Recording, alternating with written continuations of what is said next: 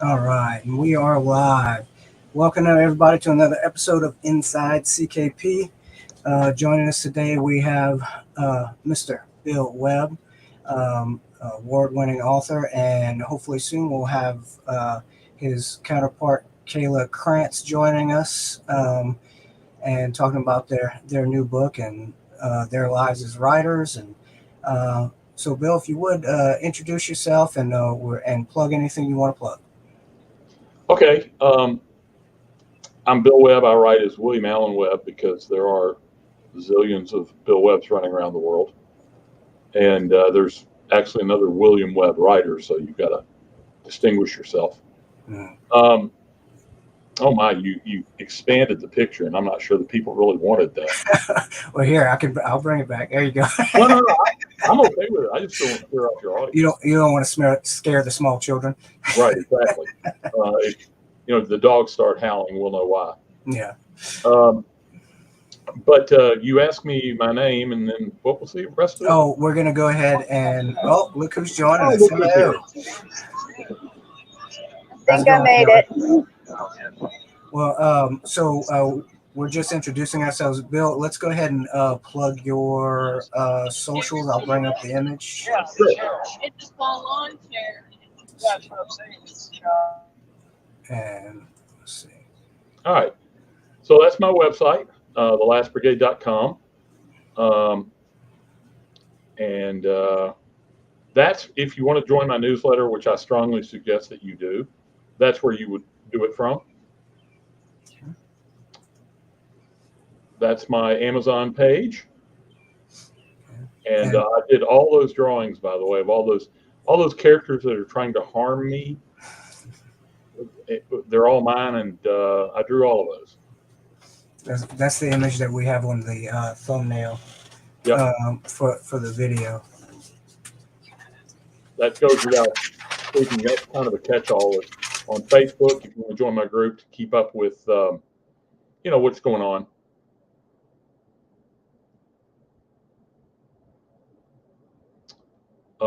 That is my Twitter account. And I have recently gotten back on Twitter. I left it for a while for probably obvious reasons. I'm back now a little bit, probably for obvious reasons. And so if you really just can't get enough of me, and I've never met anybody who fits that description, but if there is someone, that would be another place to follow. Okay. Until Kayla fell off, so I'm gonna go over her stuff. This is Kayla's website, her author for her books, and you can find it by googling Kayla Krantz author. You also have her Facebook page, and follow that where she puts a lot of her books and. And I want to point something out while we're looking at it. She's got 4.6 thousand followers. Oh, yeah. Amazing. Yeah, she's not doing bad. Let's see, her Amazon page, go check it out. She's got lots of books there.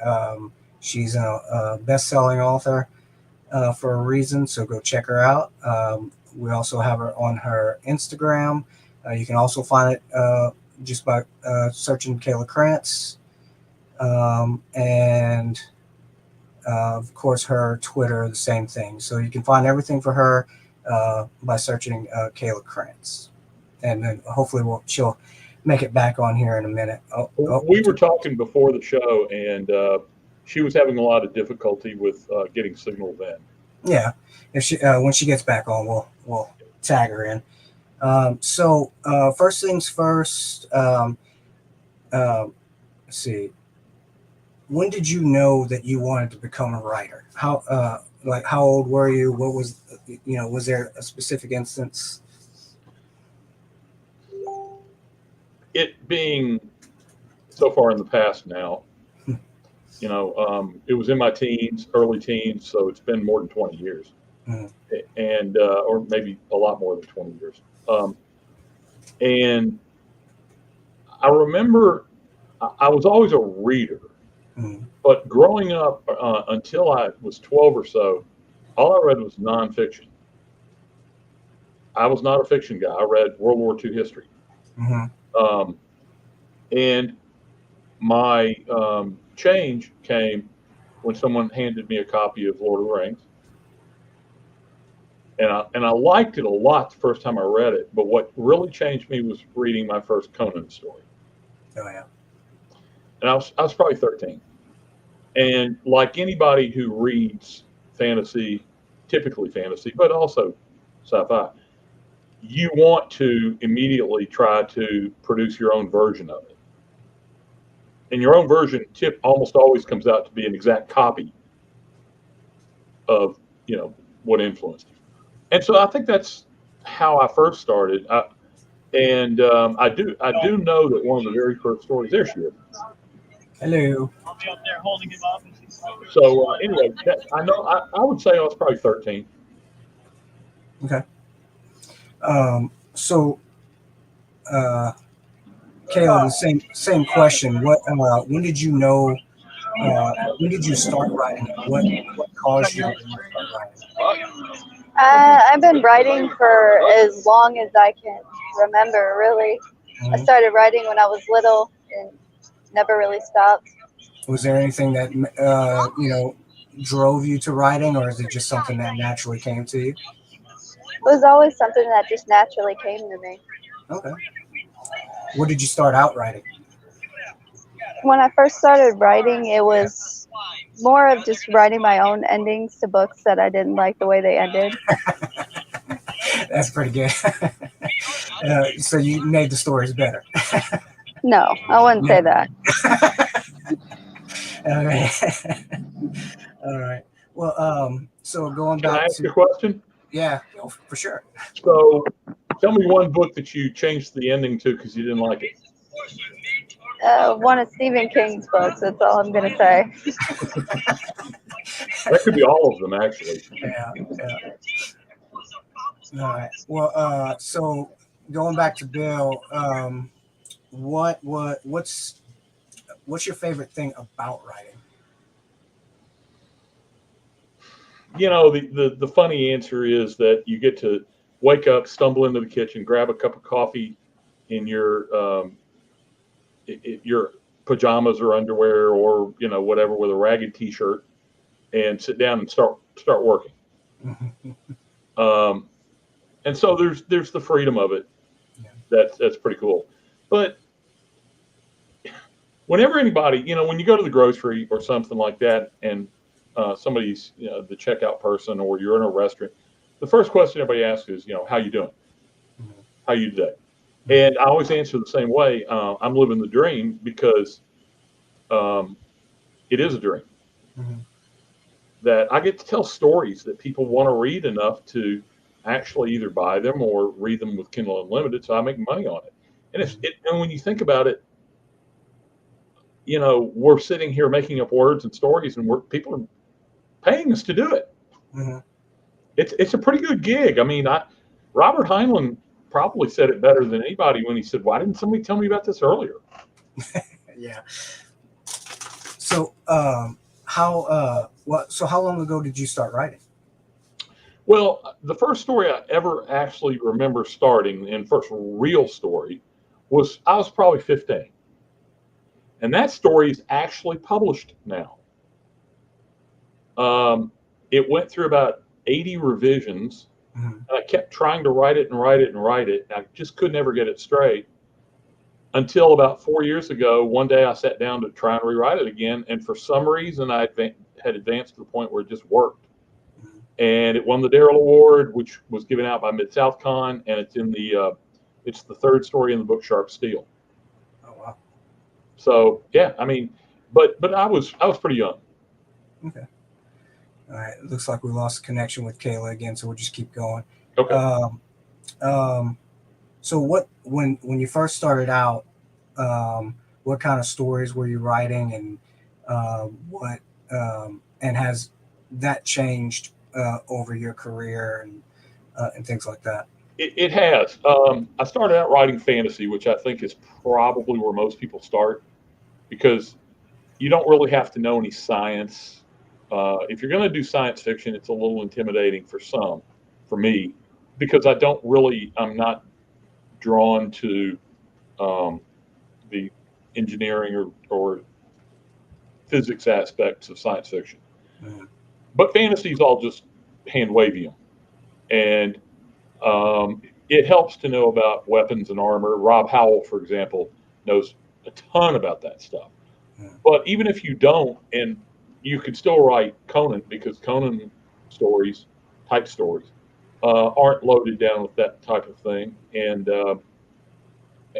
it's just that's what I wanted to write, because those are the authors that I got connected with: Robert E. Howard, Michael Moorcock's Elric series, Mhm. and Fritz Leiber had a series called Fafford and the Grey Mouser, which were, I hate to use the word more literate, because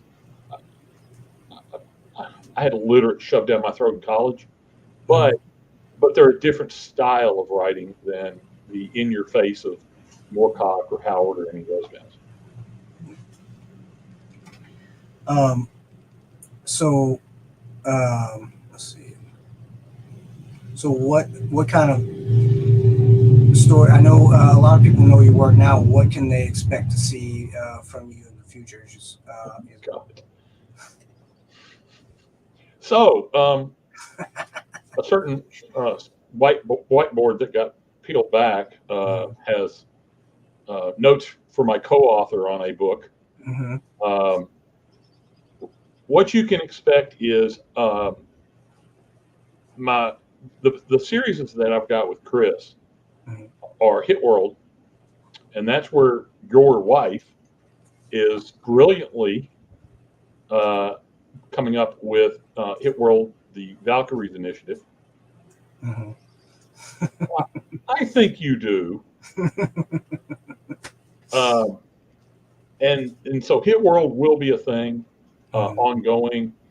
Um, I'm starting the plotting of a third fantasy novel Mm-hmm. in the Sharp Steel High Adventure universe. After which, and we just talked about it today, Kevin Steverson, who's also writing his third fantasy, we're going to do a crossover where our two universes come together, Oh. and we're going to do at least a trilogy there. Spoke to someone yesterday about a fourth book in that series that I'll co-write, but in the main series, not the combined. I know it gets a little confusing. Wow. No, that's a lot. Wow. Yeah, so there's a lot of things. Plus, that doesn't count the space opera series that Chris knows nothing about, that I've started kind of plotting in my head. Mhm. I love a good space opera. Oh, speaking of, let's go off on a tangent. Okay. I just finished watching Obi-Wan. Okay. Have you watched it? No. Are you refusing to watch it, or you just haven't gotten to it? I don't want to watch it. Okay. You know what? You're okay. You're fine. Well, I'm a big fan of Critical Drinker. Mm-hmm. And are you familiar with him? A little bit. I haven't listened to a bunch of it. Okay, so I'm a big fan of his because, generally speaking, if he likes something, I do too, and if he doesn't, I don't. And he absolutely hated Obi-Wan. Yeah. So I don't like all of Star Wars. I'm not a Star Wars fanatic or anything, but the parts I like. Yep. And I don't want to ruin them with all this other nonsense and crap that's being, that I hear about. Yeah. It's like Star Trek, the new one, Star Trek New Worlds. Is that it? Yeah, something. That looks pretty good. Yeah, I've heard good things about it. Yeah, and so that I'll probably try and watch. But the others, I watched an episode of Discovery and was like, meh. Yeah, I mean, it was all message. There was no real plot to it. Yeah, it started out. That one started out pretty good for me, but then fizzled pretty quickly. But going back to Obi-Wan, I think the Dudes in Hyperspace did a special edition podcast on Obi-Wan, and their take on it was pretty fair. Which basically they said, meh. You know, it's not that great, but go check that out. They put a lot more detail into it than I did. But Okay, I will. You know, and I trust. That's three pretty smart guys, so I trust their opinion on it. yeah, If they say it's a must watch, then I'm going to watch it. yeah, no, and he, I think Ian got his other two original hosts back on the show for that episode, and so yeah, go give it a watch. It's they explain it pretty well, and it will remove the necessity for you to watch it. But you know, now that we're on that, and again, this is a tangent to a tangent, Mm-hmm. but since we're talking about it, I think it's one of the reasons people really like the salvage title, the salvage universe, Mm-hmm. the Water Free State universe, Mm-hmm. the Abner Fortis universe, because they're fun. Nobody's hitting you over the head with a message. They're not trying to, you know, preach to you or anything else. They're just really fun. They harken back to the days of the 50s and 60s when people wrote books to entertain their audience. Yeah. Oh, I'm a firm believer in that because I think it's a quote Marisa told me, but first entertain, then try to you know, change the world or give a message or what have you. But first entertain and be good. If they don't want to read it, you're not going to get through to them anyway. Yeah, yeah. Well, there's a lot of TV shows like that right now. I'm a little bit of a comic book nerd. I'm not I don't know everything, and so I started out watching all the CW stuff, and I was and at first I was like, the Arrow was good. I enjoyed the fight scenes. It was good. You know, had a good message. Went on a little too long, but then as they started adding more and more shows, it became more about talking about whatever message they wanted to push forward than actually making a good story, and it all just kind of started tanking. And so I've given up on them. Well, and so did CW. You know, they canceled a lot of this. Mm-hmm. Oh yeah. So let's see. Moving forward. Now your co-author. The reason we have you on the show is that you co-authored a book with Kayla, and so first off, let's go ahead and talk about that and tell people about that. Sure. And when Kayla comes on, I'll be quiet and let you, pump her for information. Sure. But and I'm going to check to see if she sent me a message while I wasn't looking. Oh yeah, me too. No. So she's saying that she sent me a message saying that she can't get a connection. Okay. And this was earlier when we were talking. Yeah. Because I think she lives in an area where internet is very iffy. Yeah. But okay, so what was the question again, Jeremy? I'm sorry. So the reason we have you guys. Oh yeah. Well, okay. Yeah. So Runners is a post-apocalyptic series. Mm-hmm. And in the premise, nobody's going to believe the premise. Okay, there's a pandemic. Mm-hmm. And I know that's just like, right away, my willing suspension of disbelief is shattered. Mm-hmm. There's a pandemic that affects almost entirely women. Now, men can get it, but it has much worse consequences with women. Consequently, the world has changed because about 90% of the women that get it die. And the ones that are left are, you would think they would be precious commodities, which that probably sounds wrong for 2022, Mm-hmm. but they are unique in that obviously the species can't continue. Right. So the government, in its typical way, has a very heavy-handed response, and they essentially deprive most of the women of their rights. If they don't cooperate, the punishments are draconian. Mm-hmm. Not death, they don't kill them, but they put them in a situation that they don't want to be in. However, not all of them are willing to just take what comes to them. Mm-hmm. I I warned you the dogs might bark. That's fine. I can barely And hear. so the story is about a group of girls who fight back. Mhm. And they're girls. They're teenagers in early 20s. These are not grown women or anything like that. And so it's a combination of post-apocalyptic, but also a resistance movement to the government. Yeah. And very much like everything I write and that I've seen of Kayla, you're probably better off not believing everything you read, Mhm. because people may not be exactly what they think of themselves as being. So is this the first time that you've co-authored a book, or have you done it before? No. I've co-authored. Let's see. I co-authored 6 books in my last Brigade series with John Babb. Okay. Unfortunately, we lost John about a week before LibertyCon. Oh wow. He was a pretty remarkable guy. He was a retired Rear Admiral from the Health Service, former Assistant Surgeon General of the U.S. Oh wow. Yeah, pretty impressive guy. Yeah. And he wanted to write books in my universe, and I said, yeah, sure, you bet. Larry Hoy and I co-wrote the second Hit World book, A Bullet for the Shooter. Yeah. I have an upcoming book that I'm co-writing with someone in your household. I've heard something about that. Yeah, I bet you have. Yeah. So no, I've done other co-authorships. Okay.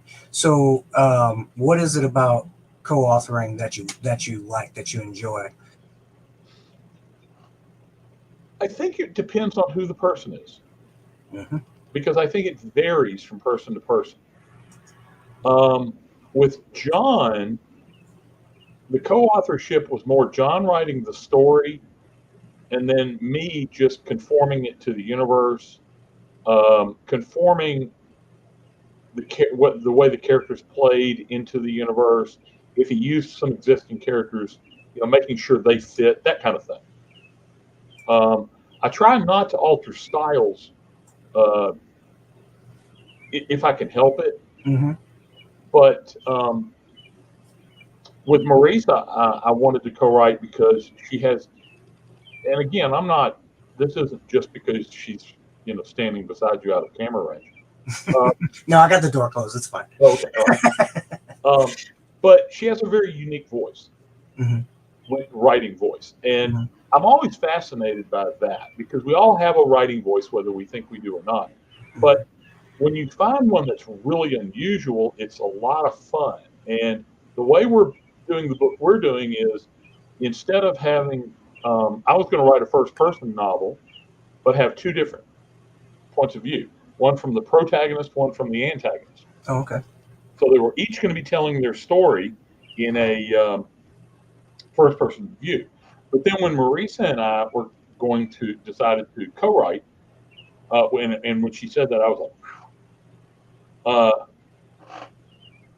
what we decided to do is something I've never seen done before, although it probably has been, which is, it makes it easy because now she's going to write 2 first-person points of view from the female protagonist and female antagonist point of view. So we're going to have 4 different points of view, all first person. Oh. And it's going to be interesting. I did that because I knew Marisa could pull it off, and that's going to be a lot of fun. Mm-hmm. With Larry had just never written a full novel before. So, and I had the experience, so it was really just a question of shepherding him across the finish line, smoothing out a passage here and there, giving input, because we co-created the universe. So from the ground up, it was his characters, but then mine came in at the end, that kind of thing. Okay. And so I think co-authorship is interesting because with Kayla, it was a case of, and I know we didn't get there yet, but it's a case of, she has a very unique point of view herself in the way she reads her book, because I've read quite a bit of her stuff. Mm-hmm. And again, I think she just needed a little direction from someone a little more experienced on how to tie up such an ambitious plot line. Yeah. So how did you come across Kayla? Initially, I don't remember because it was 5 or 6 years ago, Mm-hmm. and I came across her, and I can't exactly remember how. It might have been on a forum somewhere. Mm-hmm. She may remember, I don't. But and I started looking at her track record. Now, when I met her, she was only 21, I think, and had just had her first child. Mm-hmm. I'm pretty sure he was like a newborn or pretty young. Mm-hmm. And I looked at her record, and I said, "Wow, this girl's really working hard." Mm-hmm. And she never stopped, because I watched for quite a while. I would read stuff, and I would keep in contact with her, and I realized that she was not going to give up. That regardless what happened, she was going to continue doing this until she reached the pinnacle. I don't know how many books she's got out now, which is, um, and I don't know precisely how many, but I Mm-hmm. would imagine the novels are at least in double digits, Yeah, and, I looked at it. She's got quite a few out. and a lot of short stories and some really high level anthologies. Mm-hmm. And so I looked at that, and I said, I inboxed her one day, and I said, I've been doing this a long time. Do you think there's anything you might be able to learn from me because I'd love to help you if I can, because I really do like helping younger writers. And by younger, I mean inexperienced. Mm-hmm. Um, and she said, well, yeah, I think you could do this, that, this and that. And I asked her then, I said, okay, great. Rather than doing it on something existing, do you have a series that you would have always wanted to create, but you weren't sure you could do it? And she said, well, yeah, I do. And she described what became the core, which is the series name for Runners, that Runners is the first book in. Mm-hmm. And as soon as she said it, pre-COVID, about the virus and all, I was on board because the concept was just fabulous. Mm-hmm. The core refers to a brain implant device, which I will be talking to Rob Hampson at FinCon in September. He doesn't know it yet, but I'll be picking his brain about some things. But about a device, and it was implanted in the girls to monitor their conversations, to monitor their whereabouts, and that sort of thing. However, one of them, although she's very young, she's only in her late teens, early 20s, is a savant when it comes to electronics, and figures out how to adjust them so that they actually increase something you already do well. We're told that we only use 10% of our brain. I don't know if that's true, but let's say what would happen if you could use 30%. In one girl, it alters her body chemistry so that it reflects light in a way that makes her appear invisible. Now, the downside of that is if you're wearing clothes. Yeah. Yeah. So she's got, yeah. Yeah. But I like that idea, because whenever you gain something so strategically massive, there's got to be a cost. Yeah. And unlike Invisible Girl for Fantastic Four, how does her costume turn invisible? Yeah. Special fabric. Yeah, right. But I like the idea that she had to pay a price for it. So for all the girls that have these enhancements, there's a price to pay for whatever it is. It changes them in some way, or they have to adapt to it in some other way. Anyway, so when Kayla told me that, I was just on board and said, yeah, we've got to do this. That sounds awesome. Now I heard the word series. So How many? What are we looking at? Do y'all know? Well, minimum of a trilogy just to get through the first story arc. But I really think this has legs to match Fallen World. Awesome. Because it's another world-spanning event that changed every country and every town, but in a different way. Not all countries were draconian and rigid in their reaction to what happened. Mm-hmm. Plus, we also have to find out, where the virus come from. Who knows? Okay. Was it Chinese? I don't know. But there's a lot of storylines there, and yeah. It's a question of building it until the characters are fleshed out, and then we'll see if people like it. The potential's there for a long series.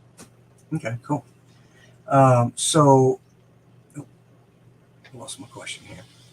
So, this is the first book, and you don't really know right now how many books are going to be in the series. So, are you and Kayla going to co-write the whole thing, or? Oh, well, I would assume so. Okay.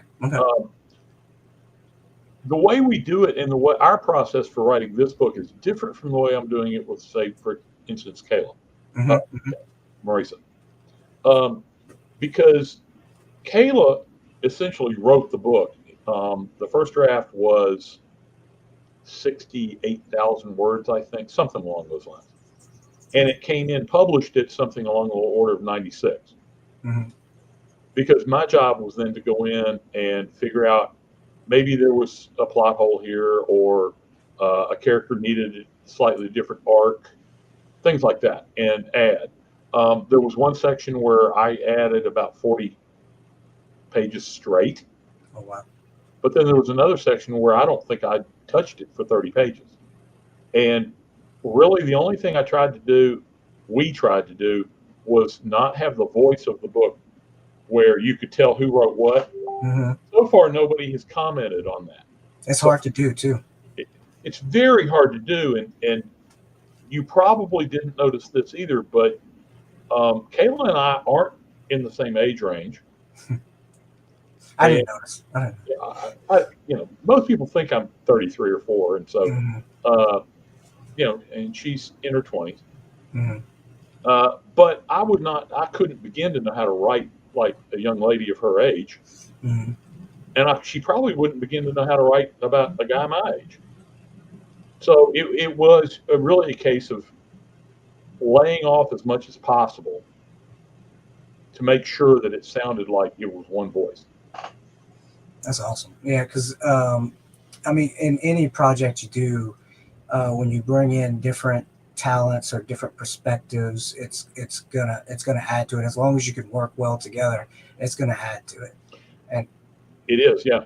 And I think one of the problems, like Chuck Gannon in the two Murphy's Lawless braided novels that he did for Chris, I think one of the problems Chuck had was weaving all of those disparate voices together to make it a coherent whole. He did a brilliant job, but I have a feeling that was really a lot of work. Oh, I bet. It's like editing an anthology or something like that. You're dealing with all these different types of authors, and it's the editor's job to make a coherent anthology out of it. So, and I've done a lot of that, and again, if I can avoid changing something, I'm going to, because I don't want it to sound like me. I'm not interested in my story because it's not my story. I want it to sound like the author that wrote it. And I would imagine that's rare, because I know everybody likes to put their stamp on everything they do. So that's a good thing. The anthologies I've done, the Hit World anthology, the Last Brigade anthologies, all of those. In fact, one of the Last Brigade anthologies, I didn't change one thing. Yeah. Now, the editor, the line editor, did obviously some word misspellings and grammar and stuff like that. Mm-hmm. but I didn't change one actual thing in the entire book because I didn't need to and I didn't want to. I wanted it to sound like those writers. Yeah. So, do you have a preference as far as, and I don't think I asked this already, but as far as writing solo or writing with a partner, or just does it just kind of depend? It just really depends. Mm-hmm. Writing solo is it's really an interesting. I don't know how there are some people out there who write so many books alone. Rick Partlow comes to mind because we met, saw him at LibertyCon, Mm-hmm. and he writes so many books alone. He does so well with it that I'm not sure exactly how you get into your own mind to do that. Mm-hmm. Because every book seems more like a journey of self-awareness. But it's also seductive to know that you have 100% control over what's going into it. Yeah, it's a trade-off for sure. It's really just a completely different process. Oh, wait, here we got Melissa says you don't look a day over 29. Well, and thank you, Melissa, because that's one reason that I dye my beard and hair, gray, so that people don't think I'm still a kid. Yeah.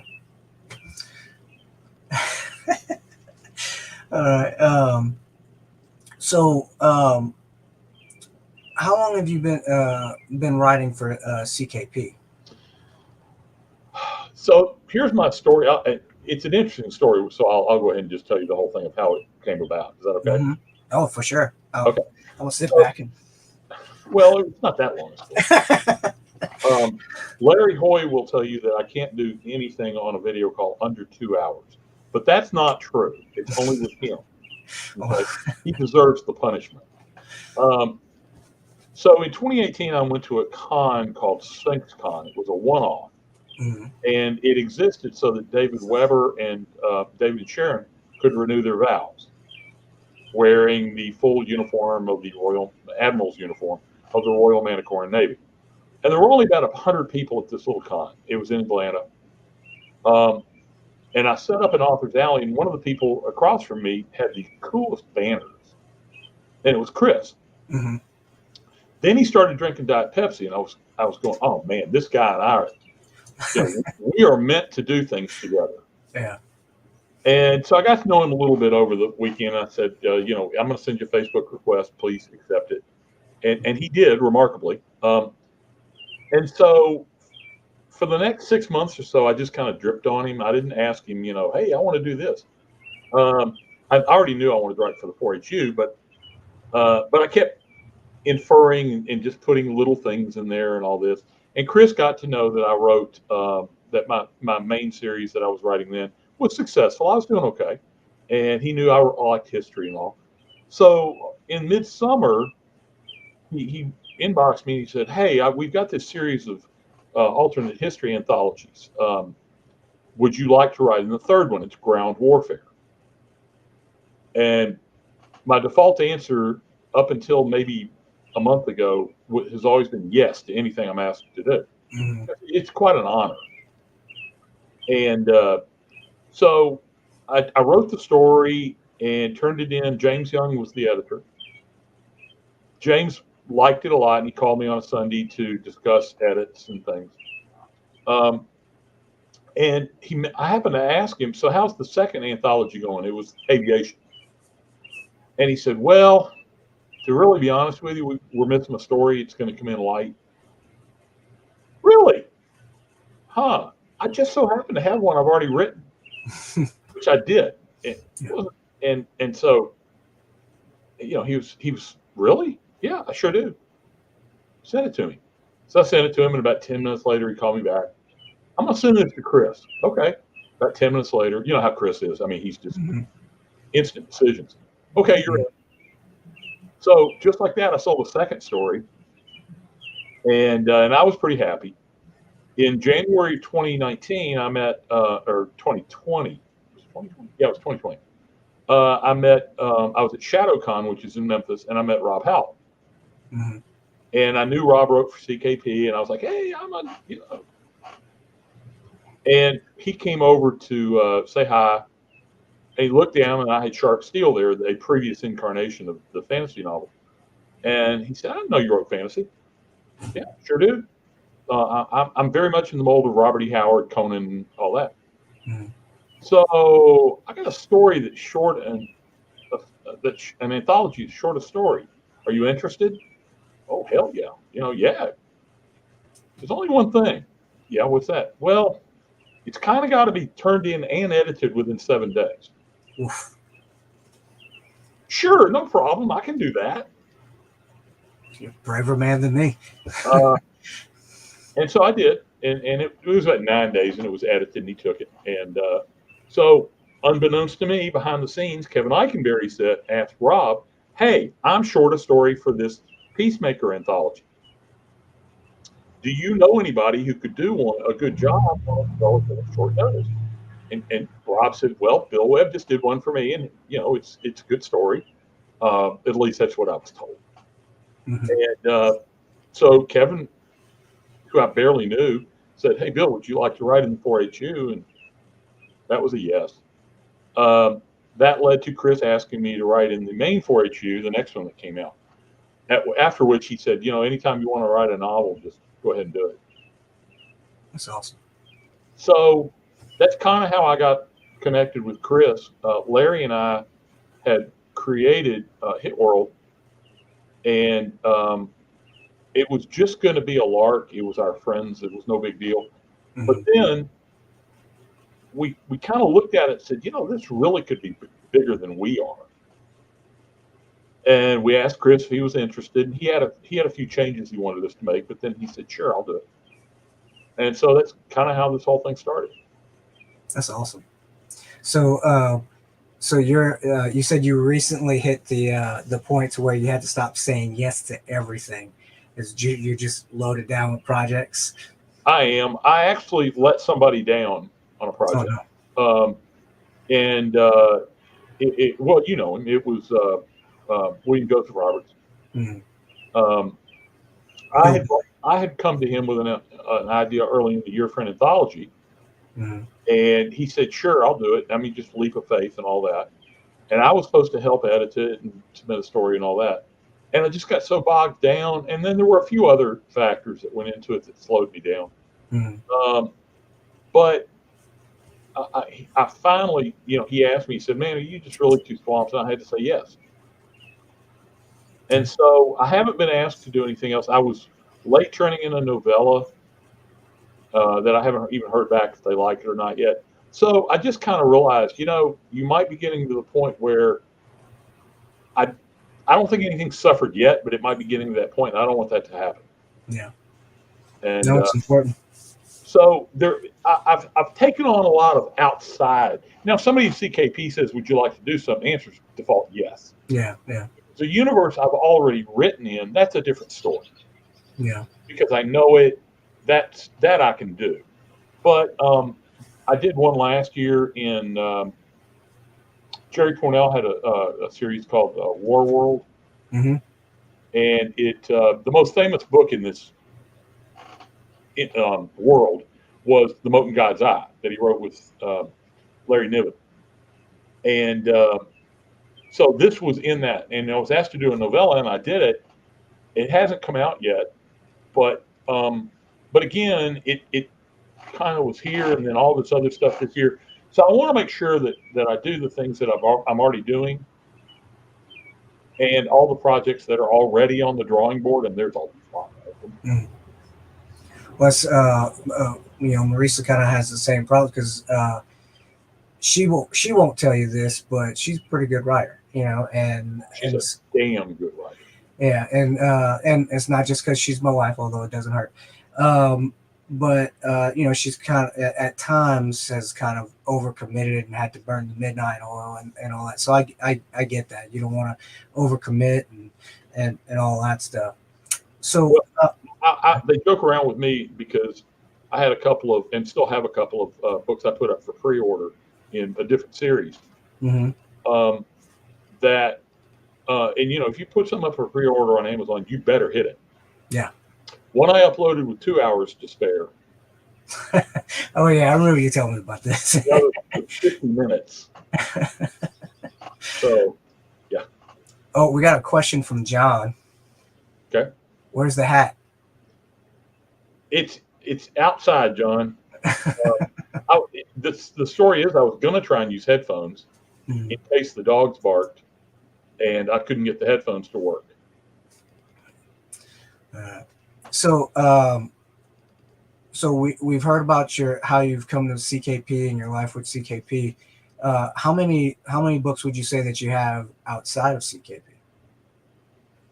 Well, the main thing I got outside CKP. Oh, and I did forget one for CKP. That's actually another co-written book I forgot about. Okay, Yeah. but I shouldn't have forgot because I've been working on it today. Oh, It's in the Time Wars series, and the first book is Jurassic Jail, and the second one is called Cretaceous Kill. oh wow. And I'm writing that with a lady named J. Gunnar Gray, who was my first publisher.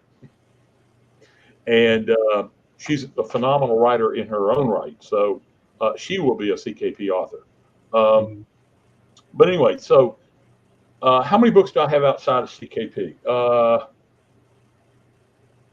15? Wow. More than that. When you say book, I'm talking titles. Some are Right. short stories, novellas, and full novels. There's probably 20 to 25. And I've got 3 nonfiction books, one of which is 300,000 words, which is a World War II book.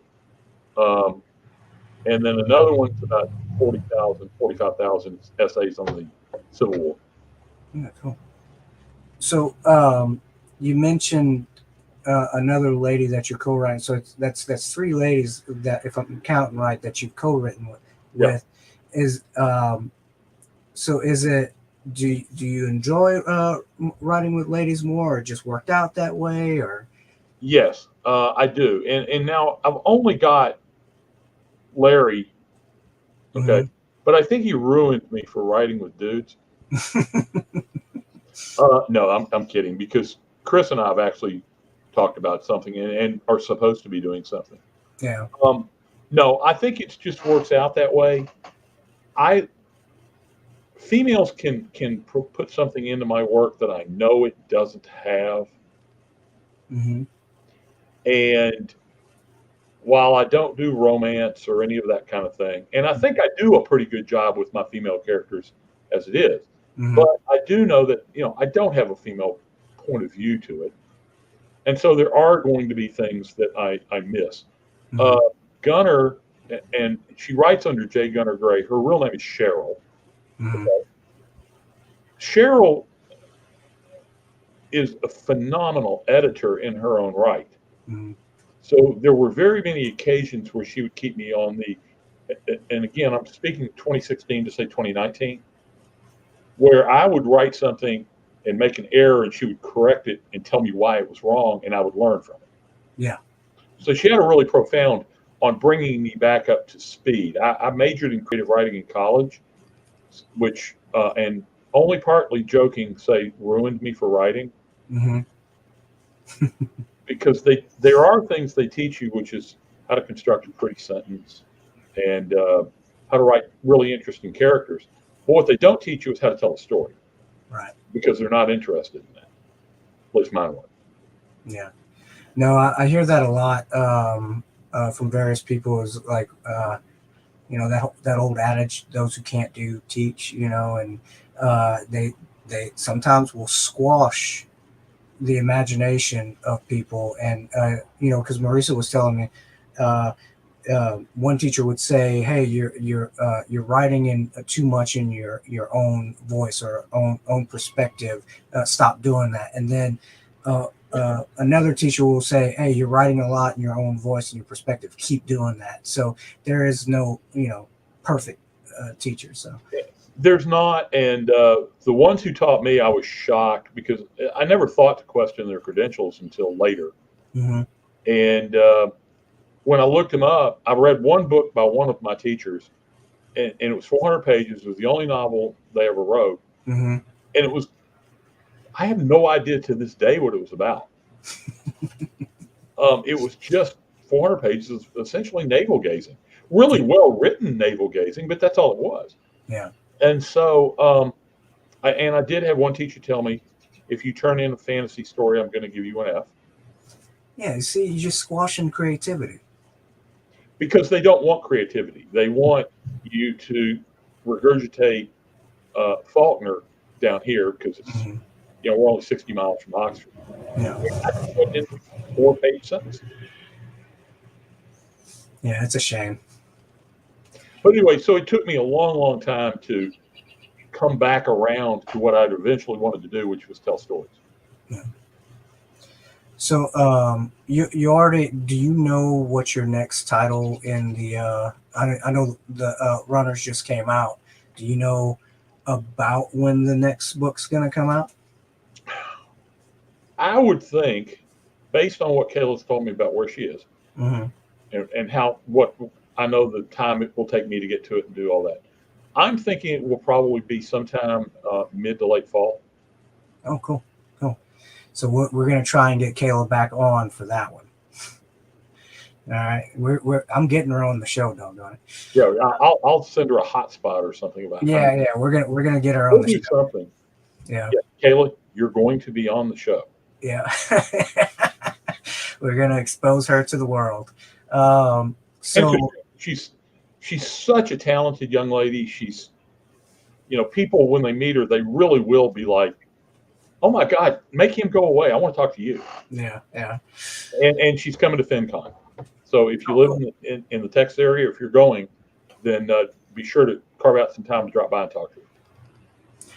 All right. So what is one of your current favorite books that you like or recommend to people?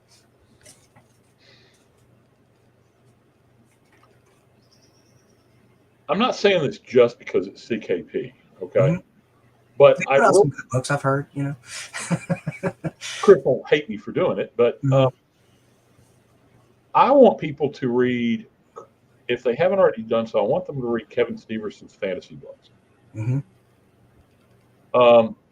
I know everybody has probably read Salvage twice or two or three times, but Burnt and Accepted are really unique in the way they tell the story.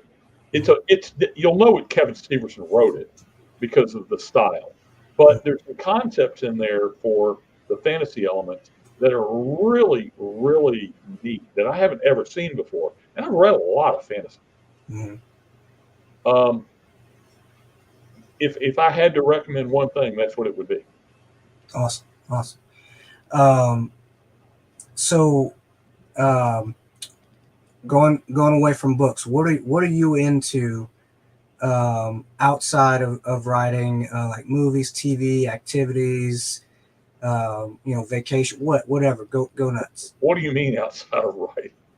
I'm not sure there is anything. Is that all you do these days? Well, if you consider Chris Kennedy Publishing International writing, which between that and actually producing words, yeah, that's pretty much it. Vacation, if I take vacation, and there's two types. I can either take a non-vacation to someplace like, I don't know, Germany or Austria, and see museums and travel throughout and see the sights and all that. Mm-hmm. And I've done that quite a few times, and it's not a vacation, but because you come back exhausted. Yeah. But it's a life experience. Yeah. And it really does change your viewpoint on how the world is, how it works. And then there's Jamaica. And there's sitting on the beach at a really nice all-inclusive, with big umbrellas. And at one of them one time, and of course, all-inclusive, they come out to the beach. You can't tip them. It's not allowed. Mm-hmm. And, do you want something to drink? Sure. And one time my wife and I were laying there, and we were getting pretty hot, and I was just reading a book because I heard Marisa talking to Christy Bradley, and she said, her idea is to sit on the and that's me. right, just stack the paperbacks, Mhm. and now maybe a Kindle. And some guy came by and he said, "Would you like another drink?" Yes. Or you look hot. Are you hot? Yeah, we're hot. So he gets this thing of iced rose water and spritzes us. Damn. And I'm That thinking sounds to awesome. myself, this doesn't suck. That's my idea of a vacation. Just relaxing, hauling ass to one museum or landmark or whatever all the time is great every now and then, Yes. just to say you learned something. But that second one is the one that I'm down for. You don't decompress on the museum type things. Yeah. It would be fun. A buddy of mine just went to England and with no agenda and no time limit.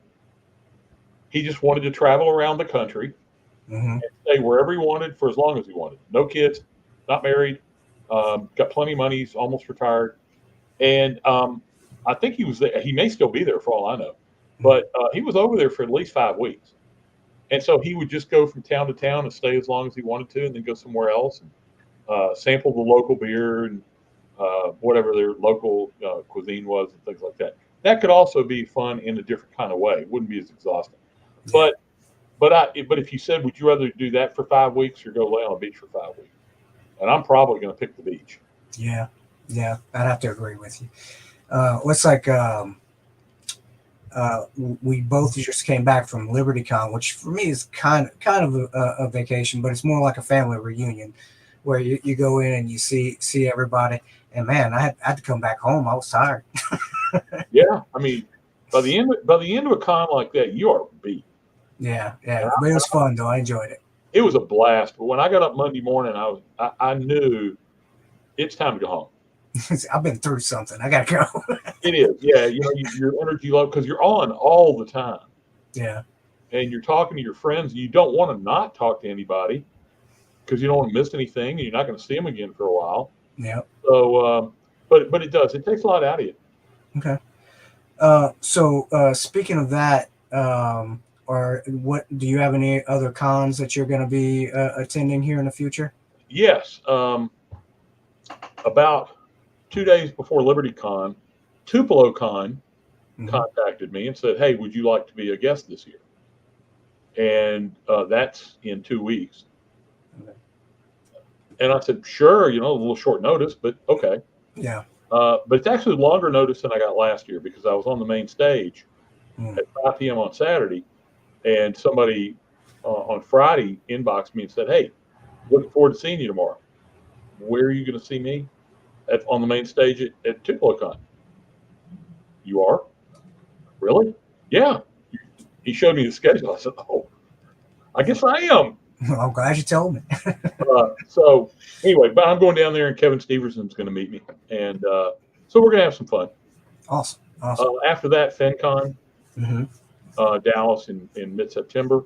Mm-hmm. Hopefully FactoryCon. Okay, cool. But definitely 20 books to 50K. Okay. All right, y'all heard him now. Go stalk him at those conventions. So avoid them because of that. Yeah. So what's coming up next that you're excited about? Whether it's projects or storylines, other people's stuff that you've heard about that you're excited about. Oh man, there's so much. As of Friday, one thing I'm excited about because it doesn't seem real. Mm-hmm. We will have 50 books out in Germany. Wow. Which is quite a milestone considering that a year ago we didn't have any. Yeah, that's a lot.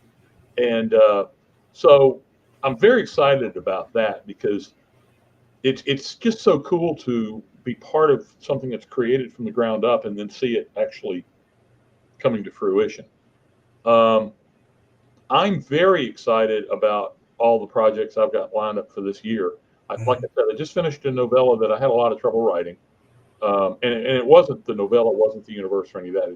It was me and some things that were going on. But so I'm looking forward to all the things that kind of got delayed a little bit. Mm-hmm. And but I'm a pretty simple guy. I mean, I get excited about so many things, Mm-hmm.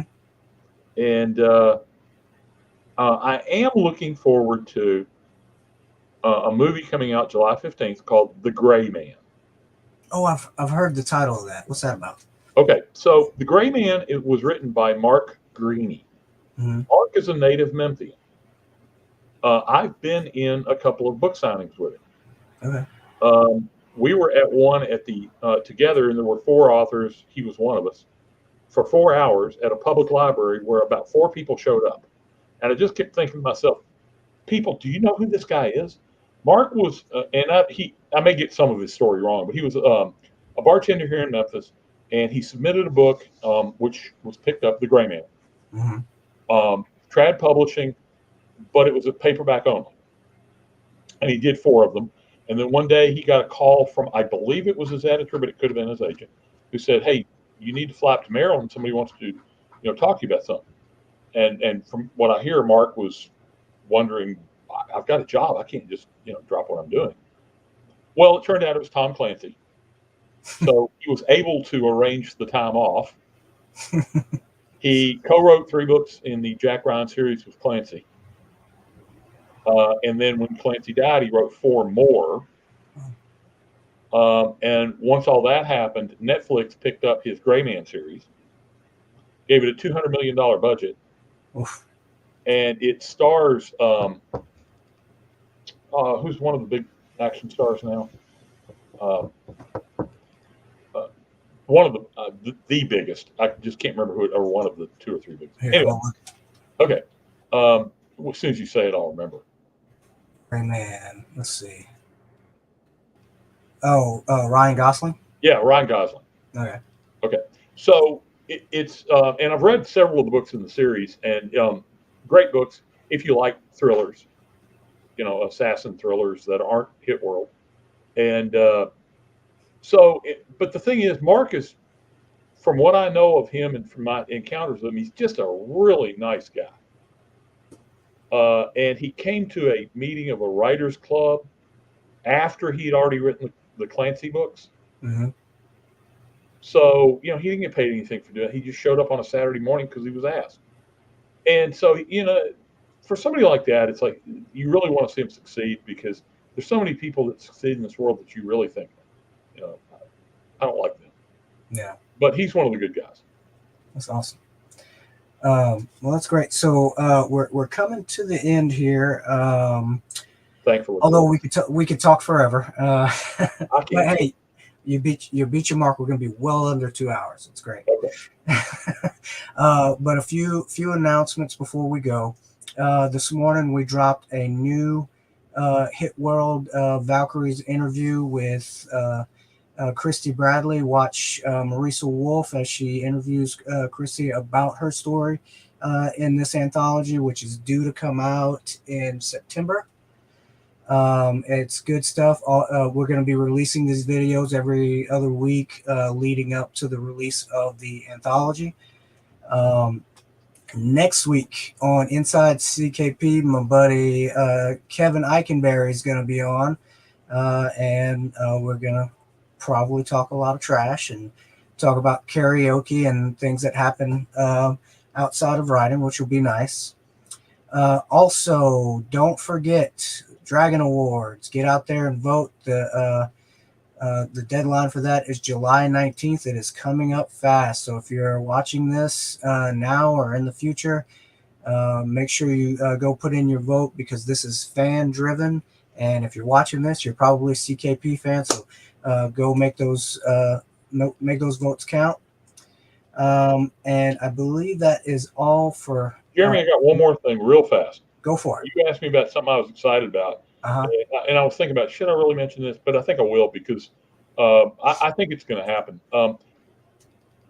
Starting this fall, there's going to be a new type of series. I think it's going to be fairly new. In a way, it will be to CKP, called Judgment Day. Mm-hmm. And they're going to be novellas. And we're going to have 3 written. The first 3 are going to be written by April Kelly Jones, who's already going to be in the I think she's going to be in the Hit World Anthology, I think. Mhm. She's already doing things for Chris, and Christy is going to be hopefully doing the second 3. Oh, awesome. And we're still trying to put things together, but Chris did greenlight it a while back, and so now we're kind of getting into the production stage and actually coming up with manuscripts. So it's really neat, and it will be in the urban fantasy category overall, Mhm. but it won't be Hit World. It'll be something different. Awesome. Excited about that. That sounds great. It is. It's gonna be great. I've already read the first story, and it's really good. Cool. And before we go, let's talk about our affiliated YouTube channels and podcasts. Mentioned them before, the Dudes in Hyperspace. You can catch them on YouTube, Spotify, Apple, anywhere where there's podcasts. Go check them out. Like I said, their last episode was about the mehness of Obi-Wan Kenobi. That was a good good one. We have Casey Ezel, writer's life, where she talks about her life as a writer. It's very interesting. You'll learn a lot. My wife has been on there a couple times. And I just added Joy Wandry. Although she hasn't made a video in a little while, go there, learn how to do what she does. She does very great information in her videos about sewing and making things and all kinds of stuff. So go check them out. Of course, Marisa Wolf, my wife, has a YouTube channel, although it's still in its fledgling stage. So go check it out. But we'll be coming up with new content here soon. But with that is all. Bill, I want to thank you very much for coming on. Man, this was a blast. Had a good time. I'm sorry that Kayla couldn't get the internet to get on. Oh, we're gonna get her on here. It's gonna happen. But no, I appreciate you coming on. You're a great storyteller, and anytime you want to come back, you're welcome. And I really appreciate it. All right, man. Thanks a lot. I appreciate it. You're very welcome. And to everybody else, good night, and we'll catch you next time.